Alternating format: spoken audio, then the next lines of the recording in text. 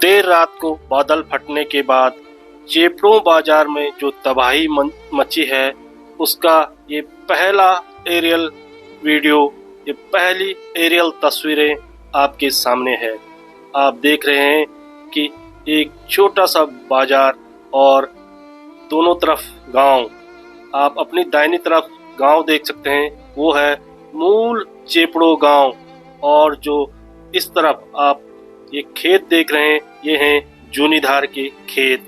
और इसके निचले हिस्से में आप एक लोहे का पुल देख रहे होंगे। यही पुल चेपड़ों बाजार को थराली से जोड़ता है।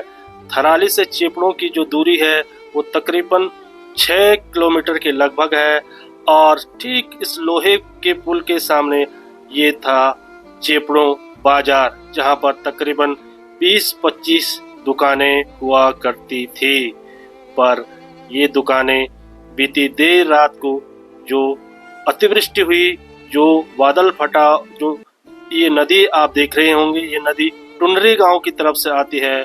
और इसी नदी ने इस चेपड़ों बाजार का जो वजूद था उसको मिटा दिया है। और यही नदी ठीक यहाँ पर पिंडर नदी में मिलती है। आप चेपड़ों बाजार की जो बाहिनी तरफ जो नदी देख रहे हैं वो है पिंडर नदी। और इस पिंडर नदी के ऊपर एक बड़ा सा झूला पुल आपको दिखाई दे रहा होगा। ये झूला पुल चेपड़ों बाजार को जो सामने के जो गांव हैं, त्रिकुट, ज्वाला, बुरजोला आदि गांवों से जोड़ता है। चेपड़ों सहित आसपास के अन्य गांवों का मुख्य बाजार यही चेपड़ों बाजार हुआ करता है। पर देर रात को जो बादल फटने की घटना हुई, उसके बाद ये पूरी तस्वीर बदल चुकी है। यहाँ पर जितनी भी दुकानें थी वो पूरी तरह मलबे के चपेट में आ गई है, सैलाब में दब चुकी हैं। यहाँ पर कई वाहन भी खड़े थे जो कि सैलाब में दब चुके हैं। और कुछ लोगों के लापता होने की खबर भी है। और इस बादल फटने की घटना ने थोकदारों के इस गांव यानी चेपड़ों गांव का जो अस्तित्व है उसको खतरे में ला खड़ा कर दिया है। आपको बता दें कि चेपड़ों गांव शहीद भवानी दत्त जोशी, जिन्हें मरणोपरांत अशोक चक्र मिला था, जो 1984 के ऑपरेशन ब्लू स्टार के हीरो थे, उनका मूल गांव है ये चेपड़ों गांव।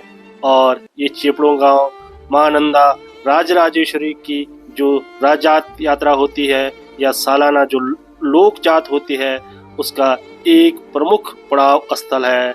और आज शाम को मां नंदा देवी की जो लोक जात यात्रा चल रही है, उसका जो पड़ाव स्थल था, मां नंदा की जो डोली आनी थी, आज शाम को इसी चेपड़ों गांव में मां नंदा की डोली का रात्रि विश्राम था।